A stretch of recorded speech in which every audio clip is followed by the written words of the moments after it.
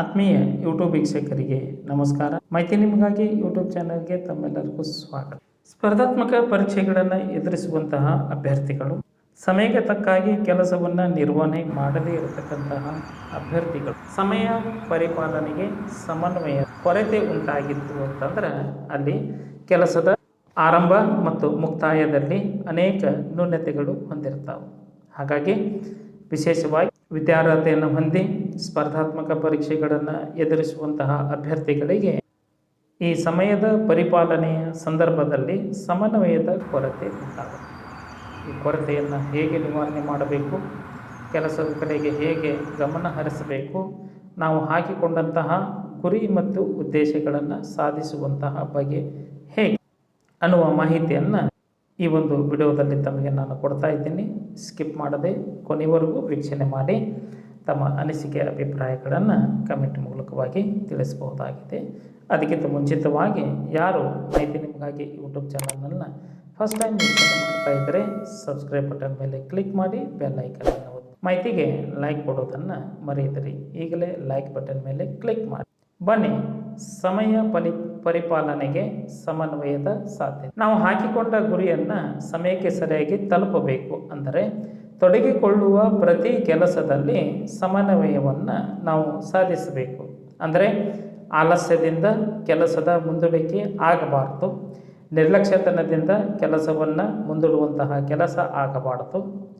ಆಲಸ್ಯಂ ಅಮೃತಂ ವಿಷಂ ಅಂತಕ್ಕಂತಹ ಧ್ಯೇಯವಾಕ್ಯವನ್ನು ಸದಾ ಸ್ಮರಣೆಯಲ್ಲಿಟ್ಟುಕೊಂಡು ಕೆಲಸಗಾರರು ಅಥವಾ ಸ್ಪರ್ಧಾತ್ಮಕ ಪರೀಕ್ಷೆಗೆ ತಯಾರಾಗ್ತಕ್ಕಂತಹ ಅಭ್ಯರ್ಥಿಗಳಿಗೆ ಅಲ್ಪ ಸಮಯದಲ್ಲಿ ಅಪಾರವಾದಂತಹ ಕಾರ್ಯದೊತ್ತಡ, ಪಠ್ಯಕ್ರಮದ ನಿರ್ವಹಣೆ, ಪರೀಕ್ಷಾ ತಯಾರಿ ಮಾಡಿಕೊಡುವಂತಹ ಅಭ್ಯರ್ಥಿಗಳಿಗೆ ಈ ಸಮಯ ಪರಿಪಾಲನೆ ಅನ್ನುವುದೇನಾಗ್ತಾಯಿದೆ ಅಂತಂದ್ರೆ ದೊಡ್ಡದಾದಂತಹ ಸಮಸ್ಯೆ. ಈ ಸಮಯ ಪರಿಪಾಲನೆಯನ್ನು ತಾವು ನಿಗಿಸಿಕೊಂಡು ಹೋದರೆ, ಸಮನ್ವಯವನ್ನು ಸಾಧಿಸಿಕೊಂಡು ಹೋದರೆ ತಾವು ಹಾಕಿಕೊಂಡಂತಹ ಗುರಿ ಅಥವಾ ಉದ್ದೇಶ ಸಾಕಾರಗೊಳ್ಳುವುದರಲ್ಲಿ ಎರಡು ಮಾತಿಲ್ಲ. ಸಮತೋಲನ ಕಾಯ್ದುಕೊಳ್ಳುವುದು ಅತ್ಯಂತ ಅಗತ್ಯ. ದಿನದ ಆರಂಭದೊಂದಿಗೆ ದಿನದ ಅಂತ್ಯದವರೆಗೂ ನಮ್ಮ ಕೆಲಸವನ್ನು ಅವುಗಳ ಅಗತ್ಯ ಹಾಗೂ ಮಹತ್ವಕ್ಕೆ ಅನುಗುಣವಾಗಿ ಹಂಚಿಕೆ ಮಾಡಿಕೊಳ್ಳುವುದು ಅಷ್ಟೇ ಮುಖ್ಯವಾಗಿರುತ್ತದೆ. ಅಂದರೆ ಯಾವ ಕೆಲಸವನ್ನು ಮೊದಲ ಆದ್ಯತೆಯನ್ನಾಗಿ ಕೊಡಬೇಕು, ಯಾವ ಕೆಲಸವನ್ನು ಎರಡನೇ ಆದ್ಯತೆಯನ್ನಾಗಿ ಕೊಡಬೇಕು ಅನ್ನುವುದನ್ನು ಅಭ್ಯರ್ಥಿಗಳೇ ಅಥವಾ ವ್ಯಕ್ತಿಗಳೇ ಏನು ಮಾಡಬೇಕು ಅಂತಂದ್ರೆ ನಿರ್ಧರಿಸಿಕೊಳ್ಳಬೇಕಾಗುತ್ತೆ. ಅದರಂತೆ ಒಂದೊಂದೇ ಕೆಲಸವನ್ನು ಪೂರ್ಣಗೊಳಿಸುತ್ತಾ ಬಂದರೆ ಸರಾಗವಾಗಿ ಮುಗಿಯುತ್ತದೆ. ಪ್ರತಿ ಕೆಲಸವನ್ನು ಮಾಡುವ ಮುನ್ನ ನಮ್ಮ ಗಮನ ಆ ಕೆಲಸವನ್ನು ಎಷ್ಟು ಬೇಗ ಸಾಧ್ಯವೋ ಅಷ್ಟು ಬೇಗ ಮಾಡಿ ಮುಗಿಸುವ ಕಡೆಗೆ ನಮ್ಮ ಗಮನ ಇರಬೇಕು. ಒಂದೊಂದು ಕೆಲಸ ನಂತರ ನಾವು ತೆಗೆದುಕೊಳ್ಳುವ ವಿರಾಮ, ಕೆಲಸ ಮಾಡುವಾಗ ಆ ಕೆಲಸದ ಮೇಲಿನ ನಮ್ಮ ನಿಯಂತ್ರಣ, ನಮ್ಮ ಆಸಕ್ತಿ, ನಮ್ಮ ಗಮನ, ವೇಗ, ಕೆಲಸ ಪ್ರಾರಂಭಿಸಿದಾಗಿನಿಂದ ಮುಗಿಸಿಕೊಳ್ಳುವವರೆಗೆ ಅದರಲ್ಲಿ ಅಳವಡಿಸಿಕೊಂಡ ತಂತ್ರ ಇವೆಲ್ಲದರ ಸಮನ್ವಯ ಇರಬೇಕು. ಅಂದರೆ ಒಂದರ ಜೊತೆಗೆ ಇನ್ನೊಂದು ಅಲ್ಲಿ ಹೊಂದಾಣಿಕೆ ಇರಬೇಕು. ಹೀಗಾದಾಗ ಮಾತ್ರ ಅಂದುಕೊಂಡ ಕೆಲಸವನ್ನು ಆ ಒಂದು ನಿಗದಿತ ಸಮಯದಲ್ಲಿಯೇ ಮುಕ್ತಾಯಗೊಳಿಸಲು ಸಾಧ್ಯ. ಅದರಿಂದ ನಾವು ಪ್ರತಿಫಲವನ್ನು ಪಡೆದುಕೊಳ್ಳಲಿಕ್ಕೆ ಸಾಧ್ಯ. ಹಾಗಾಗಿ ಸ್ಪರ್ಧಾ ಅಭ್ಯರ್ಥಿಗಳೇ, ತಾವು ಯಾವ ಹುದ್ದೆಗೆ ಅರ್ಜಿಯನ್ನು ಸಲ್ಲಿಸಿದ್ದೀರೋ ಆ ಹುದ್ದೆಗೆ ಸಂಬಂಧಿಸಿದ ಪಠ್ಯಕ್ರಮವನ್ನು, ಅದಕ್ಕೆ ಸಂಬಂಧಿಸಿದಂತಹ ಪ್ರಶ್ನೆ ಪತ್ರಿಕೆಗಳನ್ನು, ಅದಕ್ಕೆ ಸಂಬಂಧಿಸಿದಂತಹ ಆಕರ ಗ್ರಂಥಗಳನ್ನು ಎಲ್ಲವನ್ನು ಸರಿಯಾಗಿ ಜೋಡಿಸಿಕೊಂಡು ಯಾವ ವಿಷಯಕ್ಕೆ ಮೊದಲು ಆದ್ಯತೆ ಕೊಡಬೇಕು, ಯಾವ ವಿಷಯಕ್ಕೆ ಎರಡನೇ ಆದ್ಯತೆಯನ್ನು ಕೊಡಬೇಕು, ಇಂತಹ ಸೂಕ್ತವಾದಂತಹ ಒಂದು ಸಲಕರಣೆಗಳನ್ನು ತಾವು ಯೋಜನಾಬದ್ಧವಾಗಿ ರೂಪಿಸಿಕೊಂಡು ನಿಗದಿತ ಸಮಯದೊಳಗೆ ಏನೆಲ್ಲ ಕೆಲಸಗಳನ್ನು ಮಾಡಲಿಕ್ಕೆ ಸಾಧ್ಯವೋ ಅವೆಲ್ಲದರ ಮಧ್ಯೆ ಸಮನ್ವಯವನ್ನು ನಾವು ಸಾಧಿಸಿಕೊಳ್ಬೇಕು.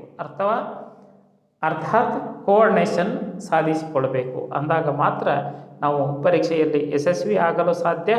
ಹಾಕಿಕೊಂಡಂತಹ ಗುರಿ ಉದ್ದೇಶ, ನಾವು ಎದುರಿಸುವಂತಹ ಪರೀಕ್ಷೆ ಅತ್ಯಂತ ನಿರಾಳವಾಗಿ, ಯಾವುದೇ ಕಷ್ಟಗಳಿಲ್ಲದೆ, ತೊಂದರೆಗಳಿಲ್ಲದೆ, ಒತ್ತಡ ಇಲ್ಲದೆ ಈ ಒಂದು ಕಾರ್ಯದಲ್ಲಿ ನಾವು ಯಶಸ್ಸನ್ನು ಸಾಧಿಸಿಕೊಳ್ಳಬೇಕಾಗುತ್ತದೆ. ಇದನ್ನು ಸಾಧಿಸಬೇಕು ಅಂತಂದರೆ ಸಮಯ ಪರಿಪಾಲನೆಗೆ ವ್ಯಕ್ತಿಯ ಮನಸ್ಸು ಅಥವಾ ಸ್ಪರ್ಧಾ ಅಭ್ಯರ್ಥಿಯ ಮನಸ್ಸು ಸಮನ್ವಯದಿಂದ ಕೂಡಿರಬೇಕು. ಗೊಂದಲ ನಿವಾರಣೆ ಮಾಡಿಕೊಳ್ಳಬೇಕು. ಗೊಂದಲರಹಿತವಾದ ಮನಸ್ಸು ಯಶಸ್ಸಿಗೆ ಹಾದಿ ಅನ್ನೋದನ್ನು ತಾವು ಮನವರಿಕೆ ಮಾಡಿಕೊಂಡರೆ ಗುರಿ ಸರಳವಾಗಿ ತಲುಪಲು ಸಾಧ್ಯವಾಗುತ್ತೆ. ಮಾಹಿತಿ ತಮಗೆ ಇಷ್ಟ ಆಗಿತ್ತು ಅಂದರೆ ಲೈಕ್ ಬಟನ್ ಮೇಲೆ ಕ್ಲಿಕ್ ಮಾಡಿ. ಮಾಹಿತಿ ಕುರಿತು ಏನಾದರೂ ಅನಿಸಿಕೆ ಅಭಿಪ್ರಾಯಗಳು ಇತ್ತು ಅಂತಂದರೆ ಕಮೆಂಟ್ ಮೂಲಕವಾಗಿ ಫೀಡ್ಬ್ಯಾಕ್ ಕೊಡಬಹುದಾಗಿದೆ. ಸ್ಪರ್ಧಾ ಅಭ್ಯರ್ಥಿಗಳು ಯಾರ್ಯಾರಿದ್ದಾರೋ ಆ ಅಭ್ಯರ್ಥಿಗಳಿಗೆ ಈ ಒಂದು ಮಾಹಿತಿಯನ್ನು ಶೇರ್ ಮಾಡಿ ತಮ್ಮ ಸ್ನೇಹಿತರಿಗೆ ಅಥವಾ ಇತರರಿಗೆ ಸಹಾಯ ಮಾಡೋದನ್ನು ಮರೆಯದಿರಿ. ಮಾಹಿತಿ ನಿಮಗಾಗಿ ಯೂಟ್ಯೂಬ್ ಚಾನಲ್ ಜೊತೆ ಸದಾ ಸಂಪರ್ಕದಲ್ಲಿರ್ರಿ. ಕನ್ನಡ ಜ್ಯೋತಿ ಟೆಲಿಗ್ರಾಮ್ ಗ್ರೂಪಿಗೆ ಜಾಯ್ನ್ ಆಗಿ ಎಲ್ಲ ಸ್ಪರ್ಧಾತ್ಮಕ ಪರೀಕ್ಷೆಯ ಸಂಪೂರ್ಣ ಮಾಹಿತಿ ತಮಗೆ ಅಲ್ಲಿ ಲಭ್ಯವಾಗುತ್ತದೆ. ಎಲ್ಲರಿಗೂ ಧನ್ಯವಾದಗಳು.